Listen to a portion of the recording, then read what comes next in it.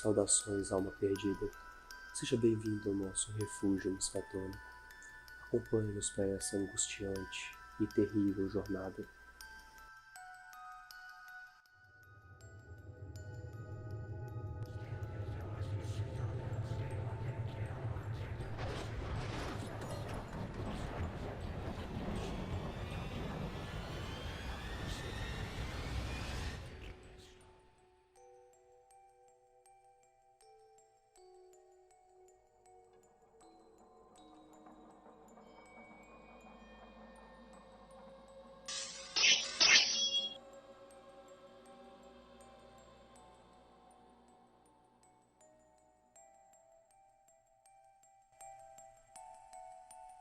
Você deve conhecer Sir Arthur Conan Doyle, criador do detetive mais famoso do mundo, Sherlock Holmes.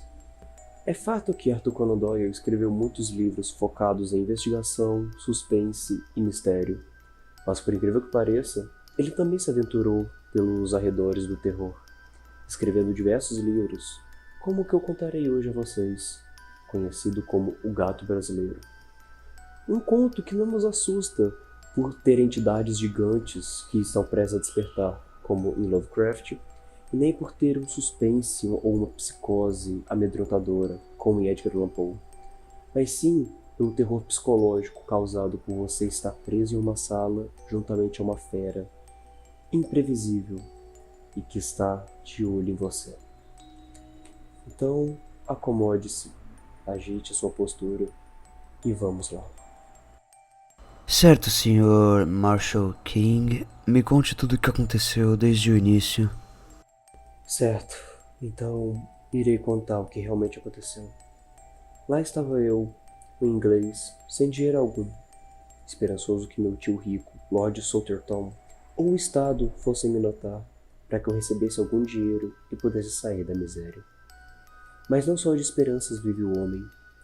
Resolvi entrar em contato com meu primo Everard King, um aventureiro que passou grande parte da vida no Brasil e voltou recentemente para a Inglaterra. Mandei um telegrama a ele e recebi uma carta alguns dias depois.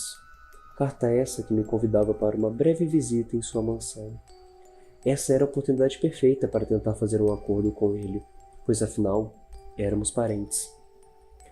Ao chegar à cidade, aluguei uma carruagem, em que o cocheiro não parava de falar da boa empatia de meu primo. Primo esse que eu ainda não conhecia. Ele também disse que meu primo sempre trazia aves e feras dos lugares na qual visita. Isso despertou um enorme interesse em mim. Quando cheguei à mansão, Everard King já se encontrava nos degraus da entrada, apenas me esperando. Ele era baixinho e corpulento, e tinha um bronzeado natural tomando conta de seu corpo. Aparentava ter seus 45 anos.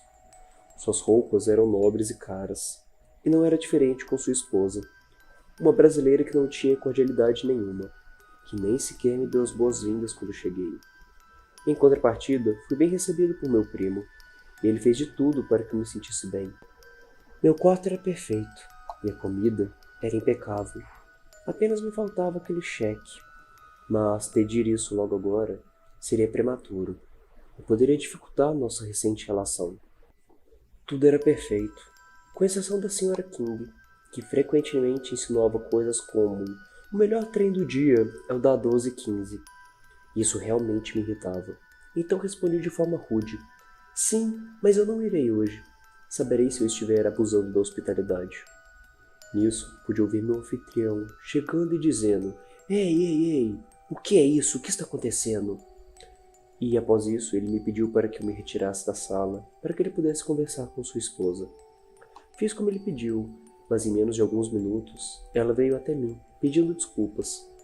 Aceitei, mas antes de eu completar a minha fala, ela me chamou de idiota e se retirou da sala.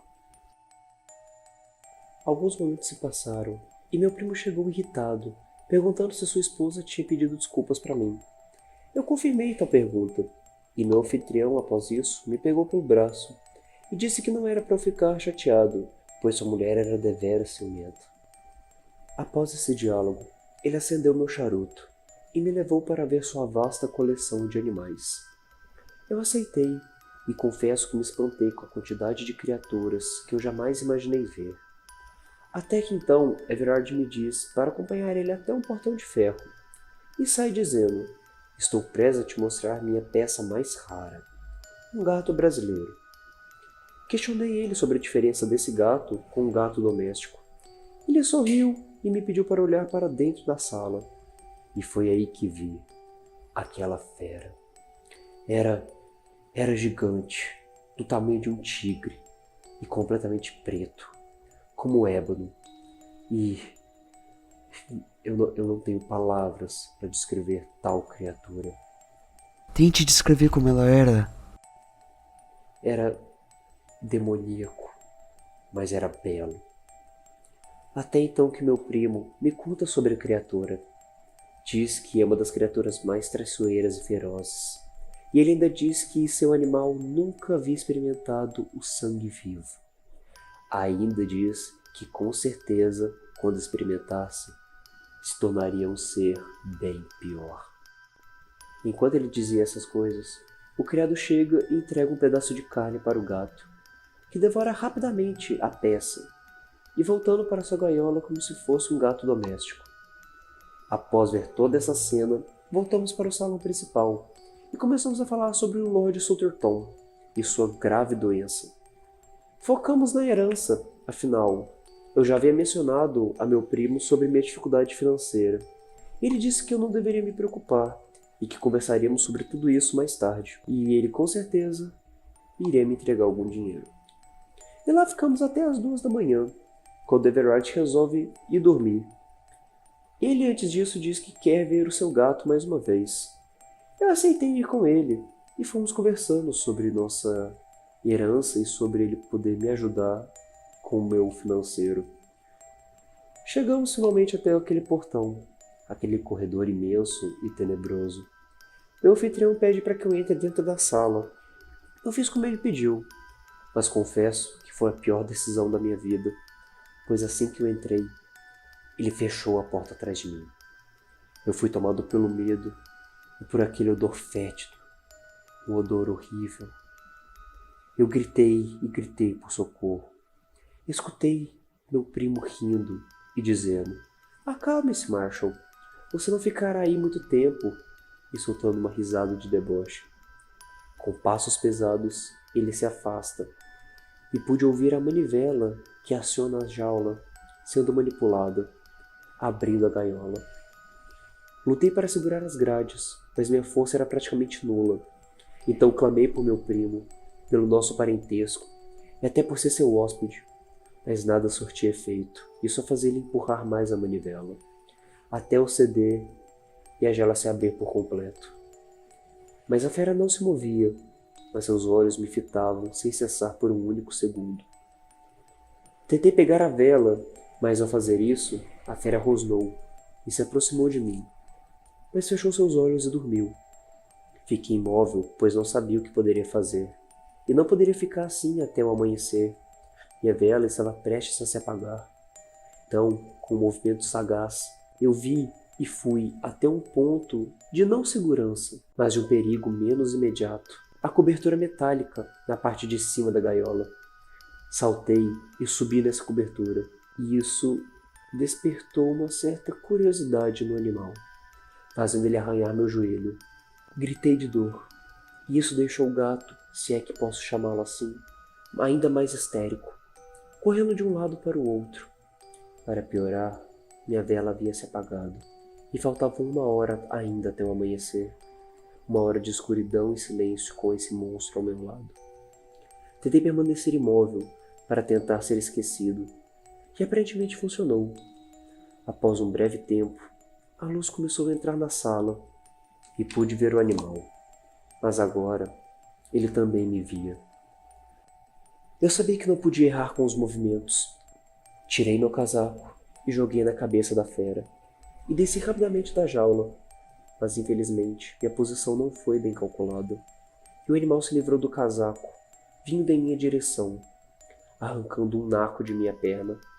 Eu caí sangrando e desfalecendo, entre o gato e o portão de ferro, entre 2 grades. Ferido e cansado, apenas me deitei enquanto ele se lançava nas grades para tentar me pegar. Fiquei inconsciente, até ouvir um clique metálico. Foi aí que me virei e vi o diabólico rosto de meu primo, olhando dentro da sala assustado, em ver o animal sentado enquanto eu estava no chão. Lembro que ele se aproximou de mim para ver se eu estava realmente morto. Mas confesso que o que contarei agora é incerto. Mas acredito que meu primo se aproximou do gato e disse: "Abaixe-se, seu maldito! Não reconhece seu dono?" E me lembro da frase que ele me disse há um tempo atrás, que quando esse animal experimentar o sangue vivo, ele se tornará uma outra criatura. E foi isso que aconteceu. Meu sangue transformou a criatura num monstro. Um monstro que atacou e devorou o próprio dono. Não sei se desmaiei, mas lembro de ouvir seus gritos diminuindo cada vez mais, até restar apenas o silêncio. Quando acordei, vi a esposa do meu falecido primo em meu quarto, dizendo: "Eu tentei te avisar. Fiz de tudo para evitar isso, mas você foi idiota.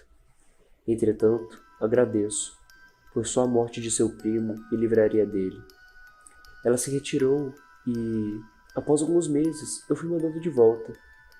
E aqui estou eu, te contando tudo isso. Então essa é toda a história. Ótimo ter sobrevivido, pois agora você é o novo Lord Salterton. O quê? Não é hora de brincar. Diga o que realmente está acontecendo.